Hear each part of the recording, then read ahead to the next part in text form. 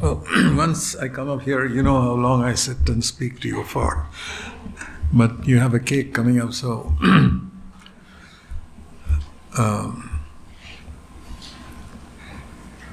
when I look back over my life, I think of times in my life when I could have died. When I was 12 years old, I was living in Delhi with my parents, and we were sitting outside. It was a hot climate in the late at night, and we had a lamp connected to the plug inside the house, and it went off. We didn't know why. So I wasn't very wise. I thought there was a break in the wire somewhere, and it was all dark. So very foolishly, I began to feel my way along that wire, and at the place where it was exposed, it caught my hand and threw me to the ground, and the current still flowing through my body. And I was screaming, lying on the ground. I was just 12 years old. And my mom was inside the house and came rushing out and switched off the main switch. And I was delivered. And I've thought of that, how I'm not sure whether I was really saved then. I don't think I was. I think of that and say, Lord, why did you spare my life? And I think of another time, I can't think of all the instances. I was in the Navy and we were on a ship, and I was the second in command of that ship, and we were scheduled to, India was at war with Pakistan in 1975. And I was on a ship called a minesweeper. The way people blow up the enemy ships is by putting mines underwater. A mine is a bomb. The children, if you don't know what it is, it's a huge bomb. And they anchor it down to the ground under the water, and you can't see it. And it's got little spikes sticking out, which if a ship touches it, it'll blow up the ship. Or sometimes they have magnetic mines, which are drawn by the metal in the ship, and the ship comes near it, it blows it up.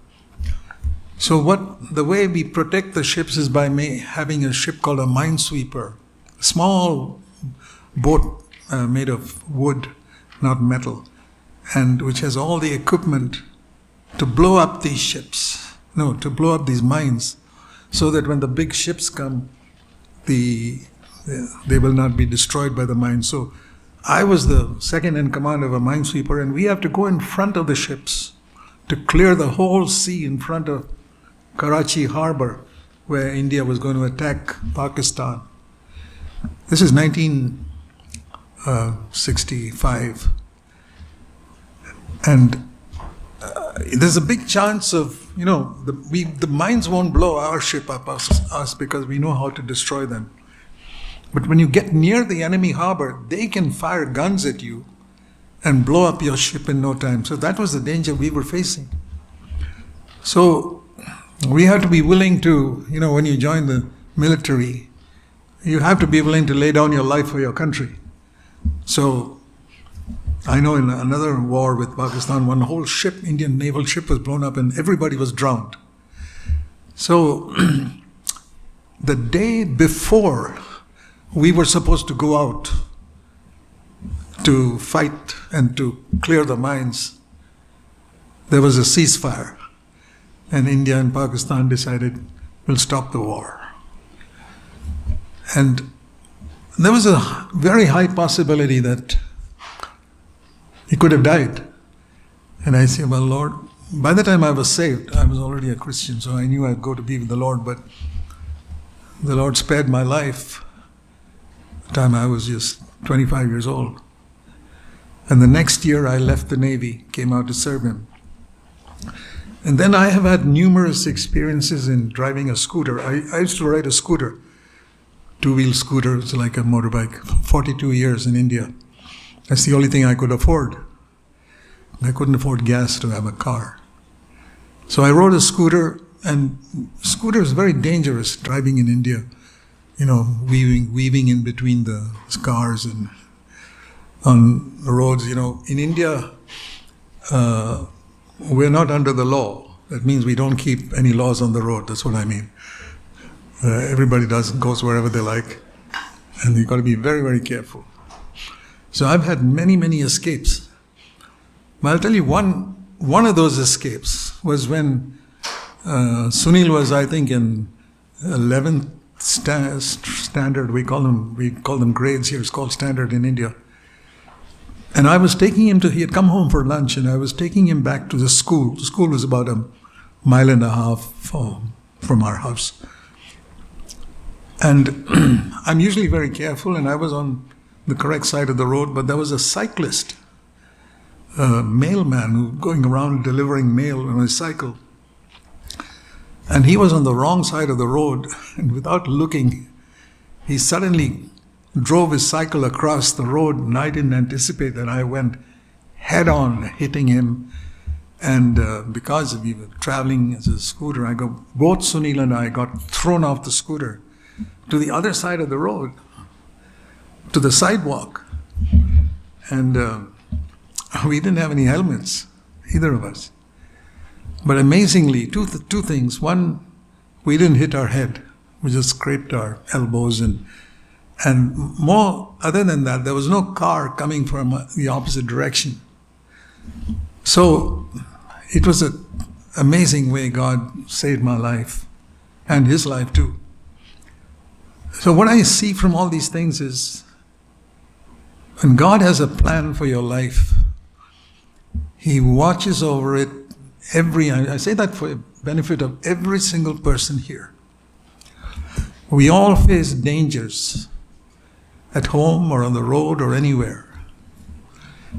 And if God has a plan for your life, you can be absolutely sure that if you're seeking to honor him, and you only want to live for him, you don't want to live for yourself, you're not living for making money, and you want to live for his glory, and that's all we were doing, nothing can happen to you. No accident, no loss, nothing can happen to you that will prevent God from fulfilling his plan for your life. I never realized I'm going to live up to the age of 86, and I haven't finished. I'm trying to hit 100, if it is God's will. Or better than that, if the Lord comes. But it's not in my hands. God has planned my life before I was born. It's all written down in the book, and I haven't seen that book. But I want to encourage all of you, if you want to complete your life on earth, be faithful to the Lord, love Jesus with all your heart, and don't love anyone more than Jesus. That's my advice to every young person here and older person. Keep him first in your life, and be careful that you don't eat the wrong type of food or eat too much and become fat and get sick. So be wise.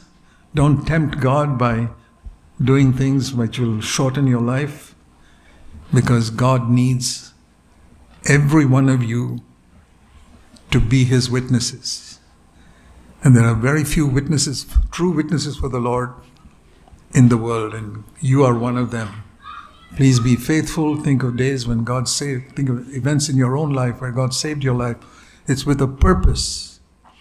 So all these things I mentioned tell me that God has got a purpose for my life. I want to fulfill it. That's my passion. Every day when I get up in the morning, I look up to heaven and say, Dad, I want to be filled with the Holy Spirit today.